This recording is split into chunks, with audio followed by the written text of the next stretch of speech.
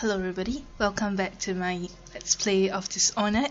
This is a high chaos gameplay, and in my gameplay I try to be thorough and read through whatever I can. I've already played this twice, one in low chaos and high chaos, so I decided to spend this playthrough in a more relaxing way and read through whatever books I can find to know more about the universe, the intentions of the game developers when they try to tell the story of Dishonored to us. So let's continue. Now, in my previous video, I've already recorded in terrible sound quality the books that we read through.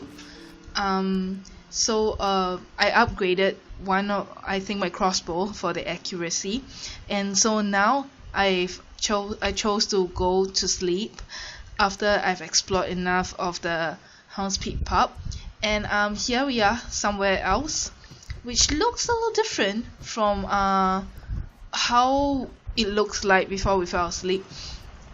Like there should be a passage here, but it's not here anymore, and it's raining really loudly.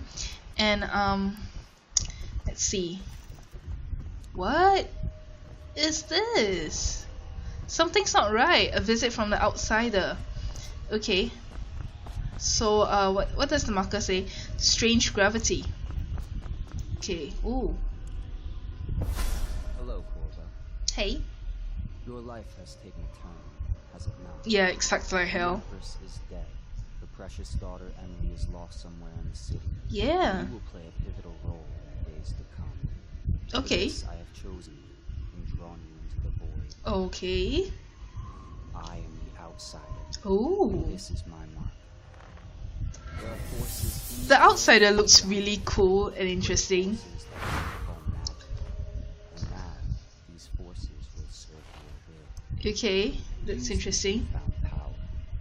My gift to you. Yeah, magic. So what we have now is Blink. Blink, it's like simply say it's teleportation. So we have additional bar. We used to have this red bar on the top left. Now we have a blue bar, which is our mana. So it recharges, the mana recharges. Fallen letter. Okay. You cannot save her, you cannot save her, you cannot save her. Okay, now that I'm playing this again. Okay, because I already played the DLC for the Knife of Dunwall. When you play as Doubt, spoiler alert, the fallen letter that he sees has a different message. It's repetitive like this one, but it's a different message. Okay, that is one detail I would have noticed if I didn't play this again. If I didn't play the DLC and play this again. Okay, that's pretty cool. So come on, it's just tutorial, so let's just run through. And oh, what's this? Emily's letter. Corvo, I am very sad. They say that you're dead like mother, but I'm going to put this note in a bottle and throw it into the river because I do not believe them. Living here is very strange. I do not like it, so please come for me if you can. Okay. Yep, they took away my dear little Emily. Look at her. Look at how scared she is. You bastard. I'm gonna get you soon. I'm gonna get you soon too. I'm doing high chaos, man. I'm doing high lethal gameplay. Both of you gonna die terribly. Terribly. Okay. No, in a chest.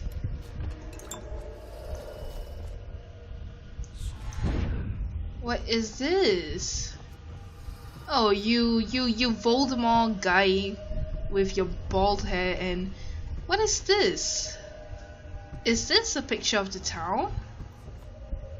I think until now I still don't know what this is. Should be the town. It's the map of the world with Dunwall, I guessed. You can see up here is Dunwall, casted aside by the other countries. Whoa. Oh my god. Oh, tall boy. Tall boys. Gosh. I cannot wait to see them soon. I still have difficulty trying to kill them. A lot of difficulty. What's this? Can I go up here? No. Can I? No, I can't. How do you cancel it?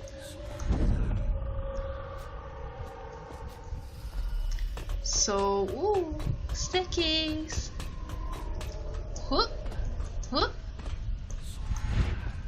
That was close. Okay, I've been pressing E because I've been playing other games, Assassin's Creed actually, so I keep pressing E. But yeah. Okay. Seek the ancient runes bearing my mark in the lonely places of your world, and at shrines raised in my name. These runes will grant you powers beyond those of other men. To help you find these runes, I give you this, the heart of a living thing, molded by my hand. The heart of a living thing. With this heart, up until now I still don't know what it is. guide you toward my runes, no matter how they may be hidden. Listen to the heart now, and find another rune. Whoa. So we're supposed to listen to the heart. So once you've equipped the heart, just have to point wherever you want to point, and click on it to know what the heart is thinking. This place is the end of all things, and the beginning. Wow.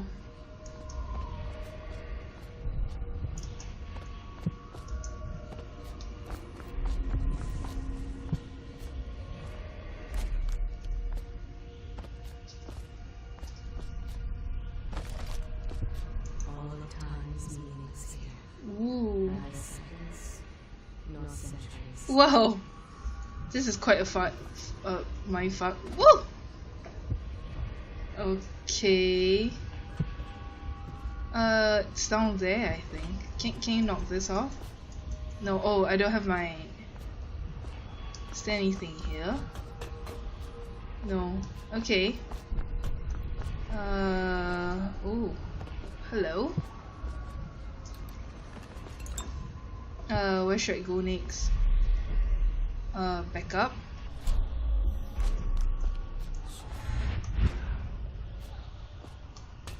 Ah, up there. Right? Should it be up there? I don't remember.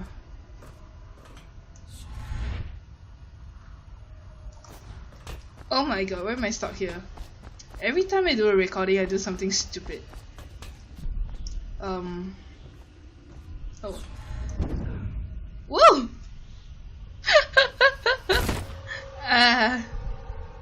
Ow. Weird.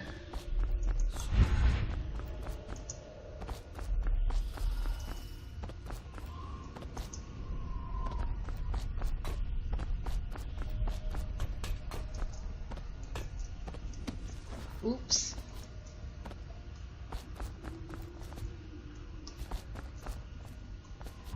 Okay. Which is I should be here. Ooh, sorry. Why do I always feel lost when I'm doing a recording? This is annoying.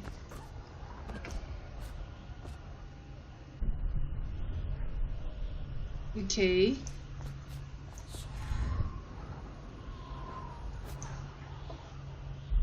I can't really find a spot. Oops. Ooh, that was close. Where am I now?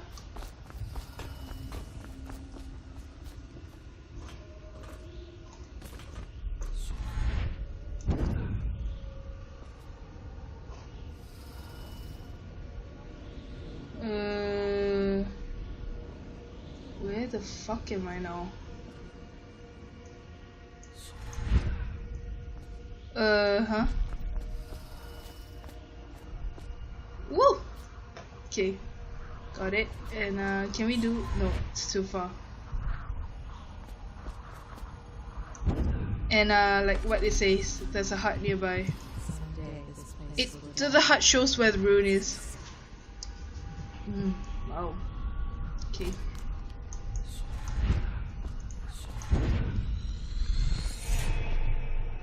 Yeah, our first power upgrade actually.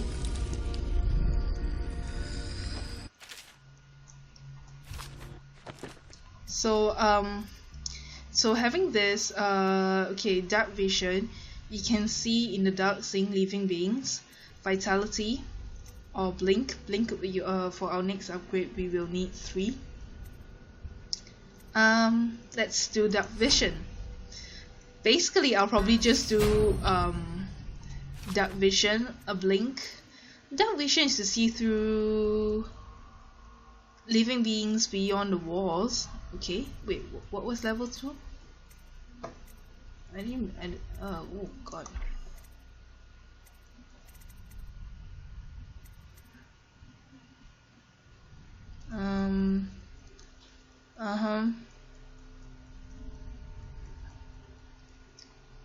Okay, most probably I will do a dark vision, a blink, Bentine, devouring swarm, wind blast, and shadow kill.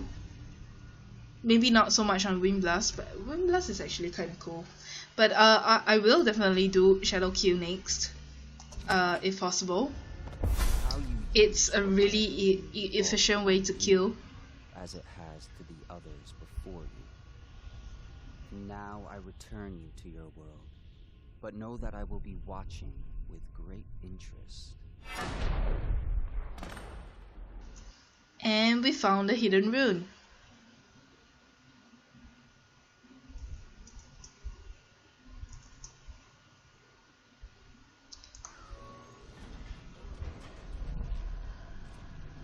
What the hell? It was not a dream after all. It was all for real. And oh, look at this. What do we have here? There's 3 of them. What the hell? Ah, I see. It's because I assume it's because I played the game before, so I have all these charms. But what's this? The Journal of Granny Rex. Granny Rex, quite an important character that we will meet later in the game, but let's see. Of course I'll tell you, dearie. I wouldn't keep any secrets from you in the end. All the dreary days of my life are like the windows of a house. From the kitchen I can see out into the garden, where the leaves and stalks are brown and bug-eaten. You can see a little lump of dirt where something was wrapped in a blanket and laid to rest along the rows of twisting vines. The front room looks out into the street, where the neighbors are all setting fire to their homes, barricading themselves inside, warm and snug, dearie. Don't forget about the bedroom either. It sees into a dreary alley where hooligans are playing a game with an old man. The first 2 are hitting him with sticks, and the girl with them is kicking at his dry old ribs. Oh, to have those bones, to boil them in the pot. No one lives in my house anymore, dearie. No one you would want to meet. When I leave there with my husband, we will find fine people. Farrah Moray, everyone would say. Your house is as grand as Boyle Manor. Better even. Your dinners are lavish and your parties are the best. When that young Sokolov came to paint my portrait, I was nearly still in my prime. Radiant, he said. And he was just barely a man, so young, painting all the best people across the land. Everyone wanted a portrait by his hand, all my friends. I was the only one, dearie, wet with his point, glistening on the canvas for a pretty coin. But it wasn't all parties and paintings. My husband and I weren't always at home, no. We travelled together, he and I, to the far ends of the Isles, beyond even all the way to the red cliffs of Panacea, to dig in the rock and crawl through the caves, holding up candles and squinting at the walls. Many precious things we came upon, but none so precious as the boy with the black eyes, dearie. All those marks and bones, carved so deep and polished so bright. I think she's talking about the outsider here, the boy with the black eyes. I brought the old bones home, hid them from my dear husband, then I learned to boil them and carve them myself. They made such good presents, dearie. The little mute boy took them home. He loved them so. All the time he came back with new bones for me, holding them up so I could see it in his eyes, even though his tongue was still. Granny, his eye would say to me, carve these bones for me. Make me another present. And he went so far, all the way to Don Warthauer, the royal headsman himself now. My little mute boy and his shiny, shiny sword. Better bones were what I needed, you see. Better bones to carve and polish, scrape and gleam. My dear old husband was always tired. I made him soup and then he was sick. Better bones was all. For my little mute boy, carved in the name of the one with black eyes. And after my husband was gone, given away as birthday gifts, I didn't want to live there anymore. So now I'm old and don't have many to give my presents to. It's sifting through the garbage for granny rags, and feeding little birdies that gather at my feet. No one wants to have tea, dearie, especially those rude louts on Bottle Street.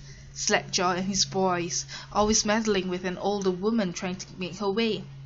And in the end we'll be together with him, you and me in the dreary night, with stars above and below, and always the one with the black eyes, dearie. Why do I have that here? That's interesting. Oh, I have so many stuff from my... I guess I have that from my previous playthrough. Early life and criminal records, Slackjaw. So, as excerpt from a series of letters from Slackjaw. Okay, you want a chin wag on Slackjaw? What he was like when we were young, and we was young before he got his name. Oh, he's got a cool head now, but it wasn't always like that in the days before he was boss of the Bottle Street gang. Time was, young Slackjaw wasn't such a reasonable man. Like most of us, he grew up on the streets, running with a pack of rugged muffins and avoiding the law, pinching whatever he needed. Dark hair and dark-eyed, smoking a pipe at the age of 10. For them born into brothels or coming from the orphanages, it was either the gangs or working with mudlarks, and no one wants that. Some got pressed into the Navy and put down in mines run by the Pendleton or royal families. As hard as it was on the streets, as hungry as we all got, at least we was free. By the time we weren't little uns anymore. Oh, uns? Runs? I think they're trying to say runs. Slackjaw was one to watch, usually calling the shots when we took down a farmer's cart or sidewalk street vendor. He come up with the plan, give everyone some part to play, and decide on a split. Most of us just went along because we learned fast that we made out better like that. More food, more coin. Plus, none of us wanted to deal with Slackjaw when he was in a rage. He worked on a couple of big jobs with Black Sally across town, and that was enough to get the attention of other bosses. He wasn't just a street kid anymore. He was an up-and-comer, which meant trouble. Another guy who fancied himself as such was Mike the Fish, who was working his way up running the protection racket among the factory women. One fine evening, we were all taking in a body show in the theatre house. Mike the Fish and his lord are there in the cheap seats too, just down the aisle from us. Mike gets a wild idea he wasn't big on planning, and throws a heavy ceramic spittoon at Slackjaw. Ooh, disgusting. Hits him square in the face and breaks his jaw. We look to see if there's gonna be a blood brawl, but Slackjaw just points at the door, and we all leave with Mike laughing at our backs. Waking up the next day without telling us why, Slackjaw motions for us all to follow. He still can't say a word, so we just came along. We stopped at the docks, and Slackjaw actually pays coin for it, a heavy chain covered in hooks. It's for fishing the deed, something attached to a long life off the side of a ship. It's about 4 feet, made of thick links, and there are shark hooks coming off it at different angles. Slackjaw's got that thing wrapped around his left arm, dangling at his side. Not sure how he knew where Mike the Fish was staying, but when we reached his girl's house, Slackjaw throws a bottle through the window just like that. It's almost noon. There was a bunch of screaming inside, and Mike pokes his head out, looking wide-eyed and baffled. When he sees Slackjaw out in the street, a look comes over his face that still gives me the willies. Pure murder. Mike comes out the side door bellowing like a bloodhouse, holding a cleaver heading straight for Slackjaw. When they come together in the street, Slackjaw spins, and the sharp hooks bite deep into Mike's arm and shoulder. He screams, but Slackjaw holds on to the chain. He's standing there with his jaw broken. Wow. clenched tight with the chain wrapped around his left arm, hooked sunk to Mike the fish, just knifing him as fast as he can. Mike couldn't fight very well, hooked like that and using his left hand, but he was a big guy and it took a lot of stabbing before he went to his knees. Everyone was cheering at first, then we all went quiet. It just kept going and going until finally it was just Mike the fish blubbering, crying like a baby, and the sound of Slackjaw's knife. When it was over, and here's the brilliant part, Slackjaw took out a note and stuck to Mike's face with a nail. It just said, "If you want a job, come to Bottle Street." Wow! Slackjaw didn't talk right for a couple of months, but word spread fast. By the end of the year, once we had a sizable gang going, he sent out letters to the other bosses, telling them that he was running a brand new crew over on Bottle Street. Most of them laughed or beat up the guys who delivered the letters. Green-eyed Trish even came back missing a thumb. But apparently Slackjaw was expecting that kind of reaction and had a backup plan. A week later, 4 of the bosses were dead. Wow! Seemed like a series of unfortunate events, but everyone knew better. One shot dead by the watch while standing in the middle of a meat market, and slipping and falling into the water out cold. One of the older bosses found in his bed with his belly opened wide and a TV pear stuffed into his mouth. Still not sure what that meant. And Sheila Barnsworth was found bubbling in a cauldron of hope wax. Wow, brutal. So Slackjaw sent out another set of letters, offers to the underbosses telling them that they'd be treated fair as peers. He even sent Green-eyed Trish with one of the letters. All of the underbosses accepted. After spilling the guts of his main competition, Slackjaw went in for stabilizing his business, real neat-like. Calling in favors, smoothing things over, giving everyone a little bit of coin or drink as a bonus, showing what he could be like as boss. So everything got quiet, which always makes the boys of the City Watch nervous, of course. So word went out among the royal spymasters, snitches, the responsible citizens group, they call themselves, telling everyone working in the shop or sweeping off the front steps of their homes to keep watchful for Slackjaw and his men, trying to suss out what they were up to and what had just happened. But Slackjaw ain't stupid. He greased a few palms among the shopkeepers and watched too, telling them he was in town to stay and that things would be run properly from now on without so much blood. He was finally a real boss, ready to settle into the business of moving whiskey, running the hound fights, and offering up the ladies and gentlemen of the night, if you take my meaning. Then the plague came. At first it seemed like a good thing. A few people got sick and everyone wanted to buy those potions from Sokolov or Pierro. Health elixir or spiritual remedy they called them. Slackjaw told me he saw an opportunity. We already had an old whiskey factory with steel, where we could water the stuff down and sell it discounted. Doing the same with the Sokolov's elixir was a smart plan.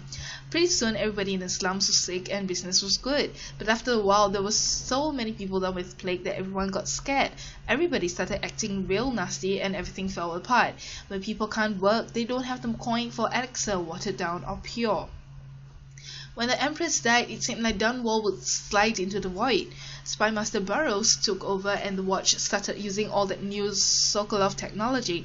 Watchtowers, tall boys, and them arc pylons. They put up a wall of light across Clavering Boulevard and cracked down hard, but Slackjaw surprised us again. Instead of leaving town on a boat bound for Marley on one of the other isles, he stayed and kept it all together. We get as much elixir to fight off the plague as the City Watch with their taxes and rations, and that's kept us alive so far. So it's from Crowley, Ball Street Gang. Wow, this is incredible. Nope. So Somewhere in the basements below, Hound feels loud, and money changes hands. oh.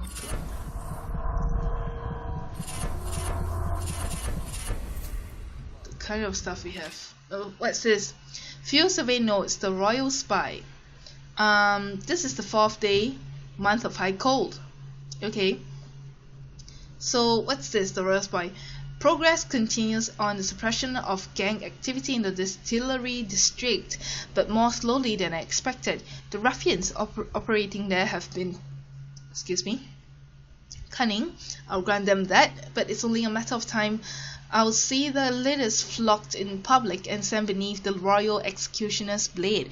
If I had my way, that new bastard would be working night and day removing the heads that need removing. Internally, the Empress does not seem pleased with my investigations. It seems that it is beyond her thinking, against her very nature as a trusting person, to believe that traitors move among us, but I know they do. They must.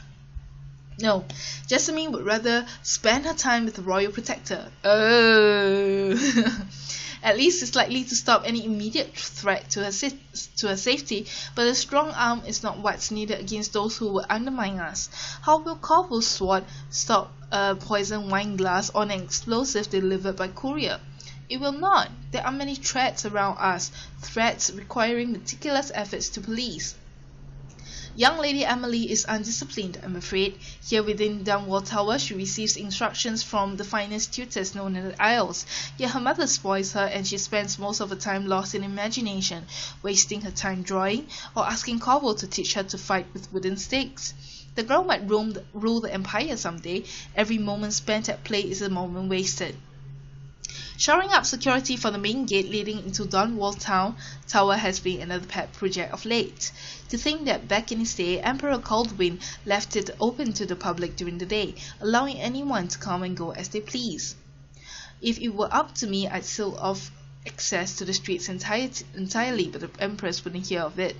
The waterlock is much easier to protect, and if it were the only way in the tower, traffic in and out will be greatly reduced. Someday the wrong person is going to sleep in and will suffer for it. Mark my words.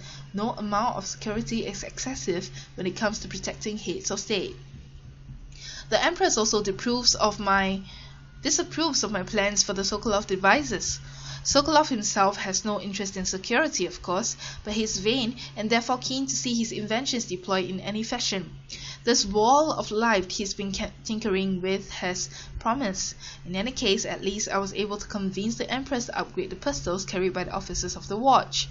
Why do I worry so when no one else seems to care? If I ever fall asleep, will it all sink into the ocean? Will the rough things clamber over the walls and feel themselves on our flesh? This is what I see in the same dream several times each month. If only I had more say in things, more authority, I could protect us all. Perhaps I've been working too hard. Dinner and an evening of conversation with a certain lady of refinement might be in order, perhaps somewhere nice in the estate district. Hiram Barrows, Royal Spy Master. Okay. Here's another one. Rumors and outings doubt. So it's from Overseer's Covert Field Report. So for over a year now, I have lived away from the Abbey without the company of my overseer brethren or the guidance of the blind sisters of the oracular order. Days have passed with me sleeping in the dens of cut-purses, murderers and worse, and the nights have seen me prowling through the worst alleys and wretched corners of Dunwall. I have taken my meals with killers. At times I have ventured beyond the city walls, meeting in forgotten graveyards and the outlying ruins frequented by those of ill means. My beard has grown long, and I wear the weathered clothing and beads of boiled leather favoured by the bottle street and hatter gangs, and by those rough men and women who make their trade knifing others in return for coin. My hands have run red with blood, it's true, but I have selected my targets with care, choosing among those criminals and heretics who are not fit to live, executing them justly, and using their deaths as a means of building my reputation. So far, this trick has allowed me to make my name among my murderous colleagues without taking the lives of the innocent. My goal is singular. I must impress the assassin named Dowd in order to get close to him. Of all of the practitioners of black magic we have tracked, none concern the Abbey as much as Dowd. It is said that his mother was a witch from one of the archipelagos off the Patrician coast, taken captive by pirates venturing far from the Isles. According to legend, by the time the ship returned, the captain was dead, and the witch controlled the crew, with Dowd still a shadow in her belly. The earliest stories tell of a gang killer without mercy, moving among the shopkeepers and city watch officers of Dunwall like a reaper through wheat. Then a period of silence followed. Years we now believe he spent travelling the Isles, studying anatomy and occult in the great halls of learning and in hidden basements frequented by fellow dabblers in the forbidden arts. Dowd is even purported to have spent a winter in the Academy of Natural Philosophy itself. For a time, before a schism developed, he counted the Brickmore witches among his allies. All the while he honed his craft, and it is during this time that we believe he began to consort with the outsider. The Brickmore witches, it's the last DLC for Dishonored, so I wouldn't have known the importance of the DLC if I didn't read this. So okay, the Brickmore witches was among his allies. So let's move on. New reports emerged of a dusky-skinned assassin paid by the elite to eliminate their rivals in Dunwall and in other major cities across the Isles. Those who saw him lived numbered in the handful, but all of them reported something strange. He appeared and vanished like smoke. From a nearby rooftop he gestured, and a noble woman stumbled from her balcony, falling to her doom on the cobblestones below.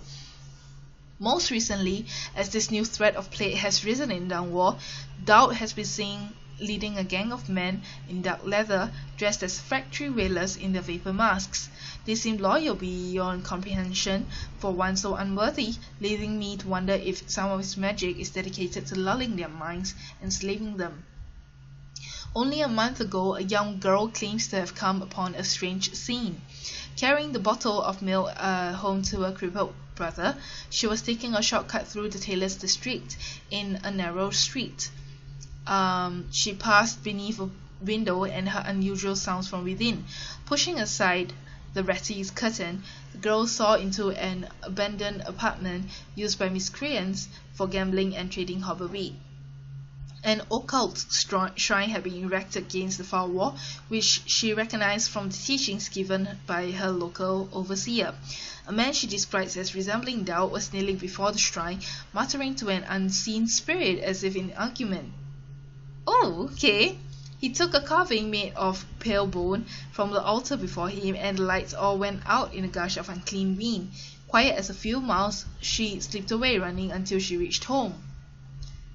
So Doubt argues with the overseer, not the overseer, the outsider. Okay, that's interesting. So there can be no doubt Doubt is an agent of the outsider and must die, for there is no limit to the evil this man might do.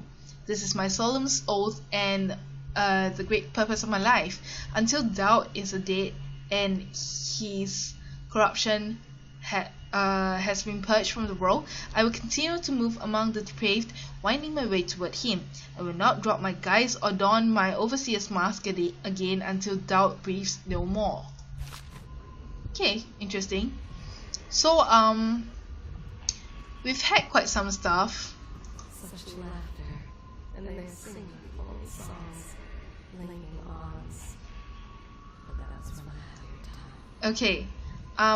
Let's see. I have a lot of bone charms, probably because from wow, that's a lot. I assume it's what happens if you play New Game Plus. So okay. Okay. Wow.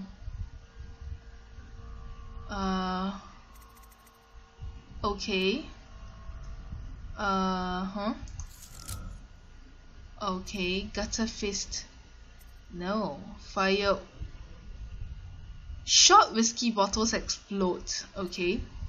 Fencer. Okay. Blast resistance. Oh, that's a lot of stuff I have here. Okay.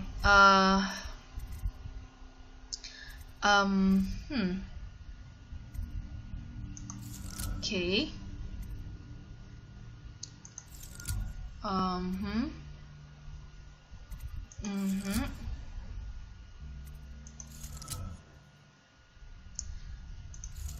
Okay, that's about it.